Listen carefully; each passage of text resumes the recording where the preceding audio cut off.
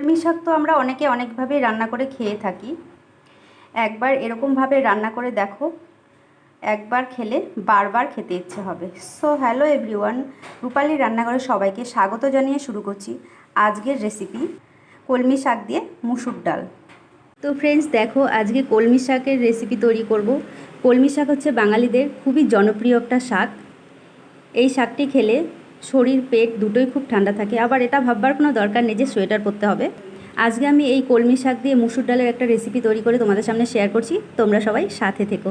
Friends চলো আজকের রেসিপির উপকরণগুলো চটজলদি তোমাদের সাথে এক এক করে শেয়ার করে নিচ্ছি। এখানে দেখো, কলমি শাকগুলো ভালোভাবে ধুয়ে কেটে রেখেছি। এখানে 1 কাপ পরিমাণ মুসুর ডাল আগে থেকে ভিজিয়ে ধুয়ে রেখেছি। এখানে নিয়ে নিয়েছি আদা কুচি, রসুন কুচি ও কয়েকটা গোটা রসুন। এখানে নিয়ে নিয়েছি টমেটো কুচি আর কাঁচা লঙ্কা চেরা। এখানে নিয়ে নিয়েছি পেঁয়াজ কুচি। এখানে নিয়ে নিয়েছি জিরা, অল্প শুকনো লঙ্কা পেস্ট। তো ফ্রেন্ডস, কড়াইয়ে জল বসিয়ে দিয়েছি। এবার আমি ডালটাকে দিয়ে সেদ্ধ করে নেব। ডালটা খুব ভালোভাবে সেদ্ধ হয়ে গেছে। এবার আমি অন্য পাত্রে নামিয়ে নিচ্ছি। কড়াইটা ভালোভাবে ধুয়ে আবার আমি গ্যাসের ওপর বসিয়ে দিলাম। এবার কড়াই গরম হয়ে গেছে, আমি তেল দিয়ে নিচ্ছি। দিয়ে দিচ্ছি রসুন,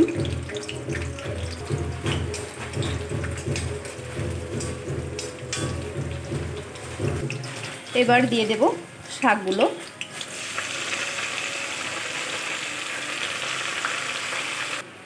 এবার দিয়ে দেব পরিমাণ মতো নুন।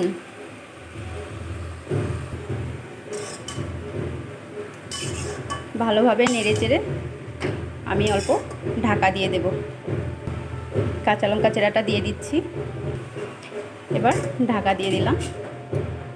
দেখো, শাকটা খুব ভালোভাবে সেদ্ধ হয়ে গেছে। এবার আমি নামিয়ে নেব। দেখো, কড়াই গরম হয়ে গেছে। এবার আমি তেল দিয়ে নিচ্ছি।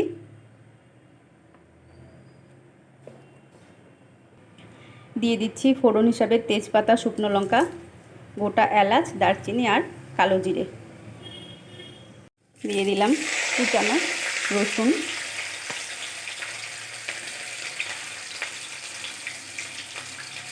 কুচি করে রাখা আদা।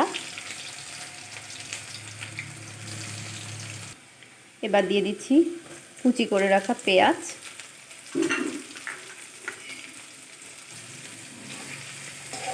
কিছুক্ষণ ভেজে এবার দিয়ে দেব কুচি করে রাখা টমেটো। দিয়ে দেব হলুদ, স্বাদ মতো নুন আর অল্প চিনি। সবগুলো মিশ্রণকে খুব ভালোভাবে ভেজে নিতে হবে।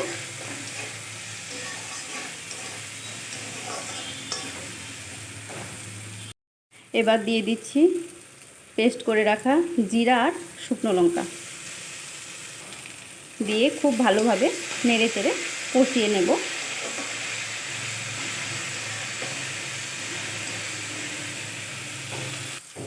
খুব অল্প পরিমাণ অল্প জল অ্যাড করে দিচ্ছি যাতে মশলাটা পুড়ে না যায়।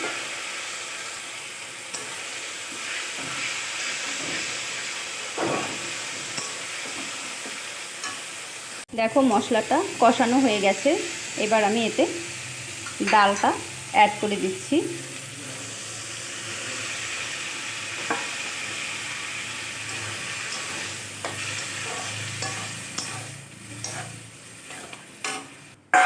এবার শাকটা দিয়ে দিচ্ছি।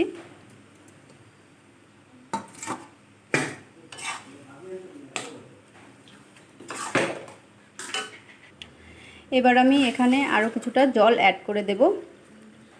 দিয়ে ঢাকা দিয়ে দেব 5 মিনিটের জন্য। তো ফ্রেন্ডস দেখো, আজকের কলমি শাকের রেসিপি হয়ে গেছে। আমি সার্ভ করে নিয়েছি। রেসিপিটি কেমন হয়েছে তোমরা অবশ্যই জানিও। আর ভালো লাগলে লাইক, কমেন্ট, শেয়ার করে অন্যদেরকেও দেখার সুযোগ করে দিও। আজকের মতো এই পর্যন্তই। নেক্সট কোনো দিন অন্য কোনো রেসিপি নিয়ে তোমাদের সামনে হাজির হব। সবাই সুস্থ থেকো, ভালো থেকো। নমস্কার।